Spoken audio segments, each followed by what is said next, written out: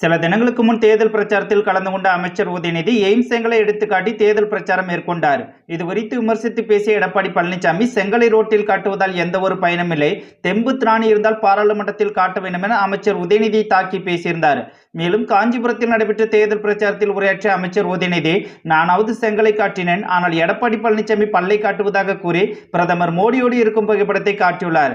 இதனைத் தொடர்ந்து இன்றைய தினம் நடைபெற்ற தேர்தல் பிரச்சாரத்தில் கலந்து கொண்டு உரையாற்றிய எடப்பாடி பழனிசாமி, அமைச்சர் உதயநிதி மற்றும் பிரதமர் மோடியோடு இருக்கும் புகைப்படத்தை காண்பித்து, நான் பல்ல காட்டுன, நீ என்னத்தை காட்டுன தக்க பதிலடி கொடுத்துள்ளார். ஸ்டாலின் கொச்சைப்படுத்தி அவரு பல்ல காட்டிட்டு இருக்கான்னு சொன்னாரு. நீ என்னத்தை காட்டுற, நீ என்னப்பா காட்டுற?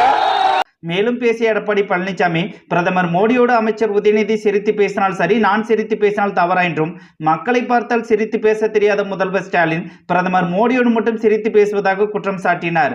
மேலும் கோடிக்கணக்கில் போதைப் பொருள் கடத்திய திமுக இலகன் பொறுப்பாளர் ஜாஃபர் சாதிக்கோடு முதல்வர் ஸ்டாலின் அமைச்சர் உதயநிதி எடுத்துக்கொண்ட புகைப்படத்தையும் காண்பித்து, நீ எல்லாம் எங்களை விமர்சிக்க என்ன தகுதி இருக்கிறது என எடப்பாடி பழனிசாமி கேள்வி எழுப்பியிருந்தார்.